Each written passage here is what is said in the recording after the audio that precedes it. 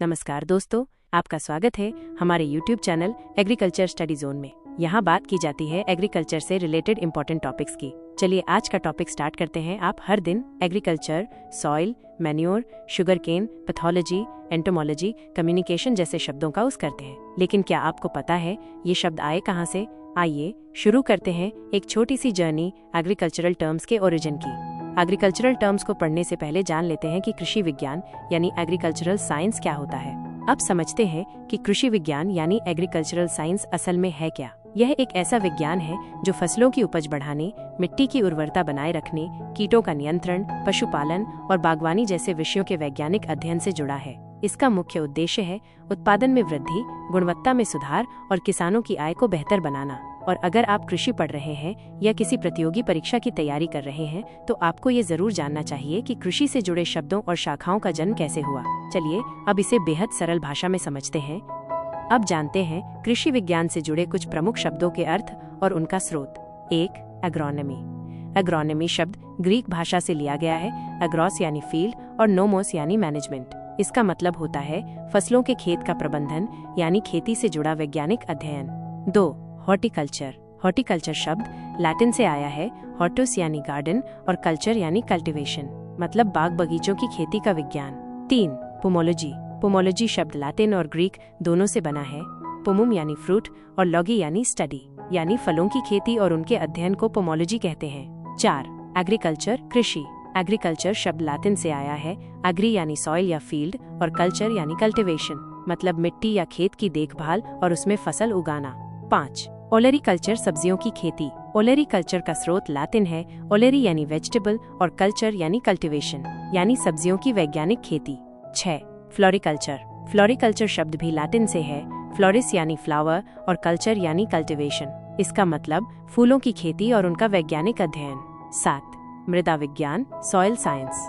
मृदा विज्ञान यानी सॉइल साइंस का जन्म लैटिन शब्द सोलम से हुआ है, जिसका मतलब होता है मिट्टी या जमीन की सतह। जब हम विज्ञान की मदद से धरती की ऊपरी परत यानी मिट्टी का अध्ययन करते हैं उसे हम मृदा विज्ञान कहते हैं। इसका मुख्य उद्देश्य होता है मिट्टी की संरचना, उर्वरता और उपयोगिता को समझना।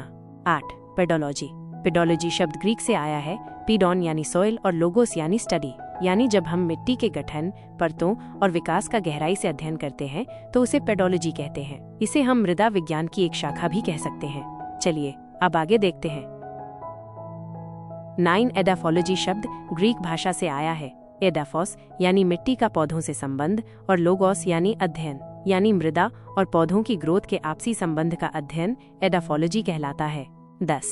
एक्सटेंशन एजुकेशन, विस्तार शिक्षा। एक्सटेंशन शब्द लैटिन से आया है। एक्स यानी बाहर की ओर और टेंशन यानी खींचना, मतलब ज्ञान को किताबों से बाहर निकालकर सीधे किसानों तक पहुंचाना। यही है एक्सटेंशन एजुकेशन, जिसे हम कृषक प्रशिक्षण या तकनीकी जानकारी का प्रसार भी कहते हैं। 11. इकोलॉजी। इकोलॉजी शब्द ग्रीक से बना है। ओइकोस यानी घर और लोगोस यानी अध्ययन, इसका मतलब है जीवों और उनके पर्यावरण के आपसी संबंध का अध्ययन। 12. मीटरोलॉजी। मीटरोलॉजी शब्द ग्रीक में मीटेरोस से आया, जिसका मतलब होता है धरती की सतह से ऊपर की चीजें, और लोगोस मतलब अध्ययन, यानी मौसम और वातावरण का वैज्ञानिक अध्ययन। 13. मॉनसून। मानसून शब्द अरबिक के मौसम से लिया गया है, जिसका अर्थ है ऋतु या सीजन में बदलाव, यानी वो हवाएं जो मौसम बदलती हैं और वर्षा लाती हैं, उन्हें हम मानसून कहते हैं। 14. पल्सेस, दालें। पल्सेस शब्द लैटिन के पल्सेस से आया है, जिसका अर्थ है प्रोटीन युक्त खाने योग्य दाने, यानी चना, मसूर, अरहर जैसी दालें, जिन्हें पल्सेस कहा जाता है। 15. सीरियल्स, अनाज। सीरियल शब्द रोमन संस्कृति की ग्रेन गॉडेस सीरिस से लिया गया है, इसलिए सभी मुख्य अनाज जैसे गेहूं, चावल, मक्का को हम सीरियल्स कहते हैं। 16. शुगर केन, गन्ना। शुगर केन शब्द संस्कृत के शर्करा से उत्पन्न हुआ है, जिसका अर्थ होता है मीठा पदार्थ, इसलिए शर्करा से बना शुगर और फिर शुगर केन। 17. लेग्यूम्स, फलियां। लेग्यूम शब्द लैटिन के लेग्यूमेन से आया है। इसका मतलब होता है ऐसे पौधे जिनमें बीन्स या पॉड्स होते हैं, जैसे मूंग, उड़द, सोयाबीन आदि। तो अब आप समझ ही गए होंगे, हर शब्द के पीछे एक कहानी होती है और उस कहानी में छुपा है ज्ञान। ऐसे ही डीप और एग्जाम रेलेवेंट एग्री टॉपिक्स के लिए चैनल को सब्सक्राइब जरूर करें। अच्छा चलिए आगे देखते हैं। 18. कपास, कॉटन। कॉटन शब्द की जड़ संस्कृत भाषा में है। पुराने समय में भारत में इसे करपास कहा जाता था। जो बाद में विभिन्न भाषाओं में बदलते हुए कॉटन बना, यानी वो रेशा जो पौधे से प्राप्त होता है और वस्त्र बनाने में प्रयोग होता है। 19। मूंगफली, अराचिस हाइपोगाइया। ग्राउंडनट का वैज्ञानिक नाम है अराकिस हाइपोगिया, जो ग्रीक भाषा से आया है। अराकिस का मतलब होता है भूमि के नीचे फली बनने वाला पौधा। क्योंकि मूंगफली की फली जमीन के अंदर बनती है, इसलिए इसे ये नाम मिला।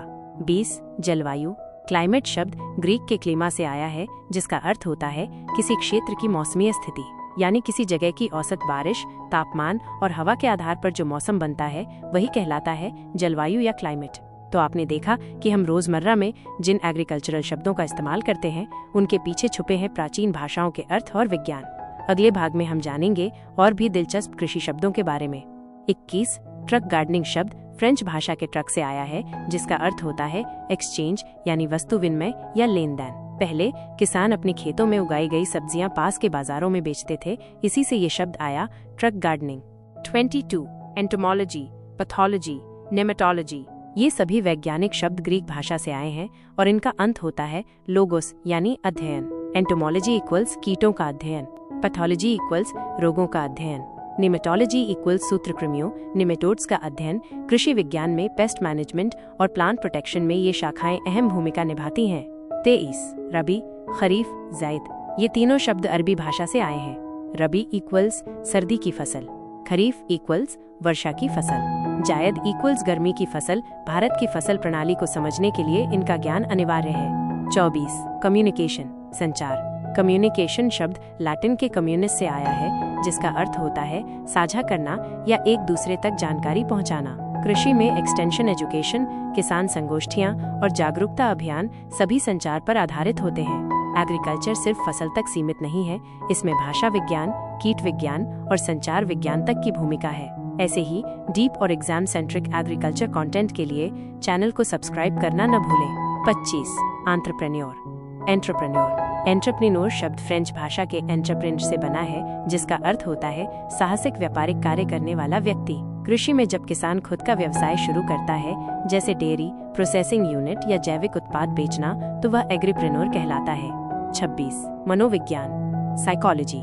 साइकोलॉजी शब्द ग्रीक के साइकी, आत्मा, मन और लोगोस, अध्ययन से बना है। इसका अर्थ है मानव मन और व्यवहार का अध्ययन। कृषि में किसान की सोच, निर्णय और जोखिम लेने की प्रवृत्ति को समझने के लिए इसका उपयोग होता है। 27। अर्थशास्त्र, इकोनॉमिक शब्द ग्रीक के ओइकोनोमिया से निकला है, जिसमें ओइकोस का अर्थ है घर और नोमोस का अर्थ है प्रबंधन, मतलब संसाधनों का उचित प्रबंधन। कृषि अर्थशास्त्र में लागत, लाभ, मूल्य निर्धारण और बाजार जैसे विषय शामिल होते हैं। 28। कवकनाशी, फंजीसाइड शब्द लैटिन के फंजी यानी कवक और सीडा यानी नाशक से बना है। इसका अर्थ है कवकों को नष्ट करने वाला पदार्थ। कृषि में फसल को बचाने के लिए फंजीसाइड का उपयोग किया जाता है। 29। समाजशास्त्र, सोशियोलॉजी शब्द दो भागों से मिलकर बना है। सोशियस लैटिन इक्वल साथी या समूह, लोगोस ग्रीक इक्वल्स अध्ययन। इसका अर्थ है समाज और उसके घटकों का वैज्ञानिक अध्ययन। ग्रामीण समाज और किसानों की जीवन शैली को समझने में इसका महत्व है। 30। खाद, मेन्यू शब्द फ्रेंच के मेन्यूवर से आया है, जिसका अर्थ है मिट्टी के साथ कार्य करना। यह प्राकृतिक रूप से तैयार खाद होती है जो मिट्टी की उर्वरता बढ़ाती है। 31। कंपोस्ट शब्द लैटिन के कंपोनियर से बना है, जिसका मतलब है इकट्ठा करना या जोड़ना। जब जैविक अपशिष्ट को एकत्र करके सड़ाया जाता है तो उससे जो खाद बनती है उसे कंपोस्ट कहा जाता है। 32। कोशिका, सेल शब्द लैटिन के सेला से आया है, जिसका अर्थ होता है एक छोटा कमरा। ये जीवों की सबसे छोटी संरचनात्मक और कार्यात्मक इकाई होती है। कृषि में पौधों की संरचना और वृद्धि को समझने में इसका उपयोग होता है। और हाँ दोस्तों, अगर वीडियो अच्छा लगा हो तो सब्सक्राइब करिए हमारे YouTube channel agriculture study zone को। जल्दी से सब्सक्राइब करो यार, फिर चाहे पटरी फेंक के करो या रजिस्टर फाड़ के करो, मुझे नहीं पता, सब्सक्राइब हो जाना चाहिए, क्योंकि ऐसा ज्ञान हर खेत में नहीं उगता और हर चैनल पर नहीं मिलता। तो चलिए दोस्तों, इस वीडियो में इतना ही। धन्यवाद आपका जो आपने अपना कीमती समय दिया। और याद रखिए, ज्ञान ही वो बीज है जो भविष्य की फसलें तैयार करता है। फिर मिलेंगे एक नई वीडियो के साथ।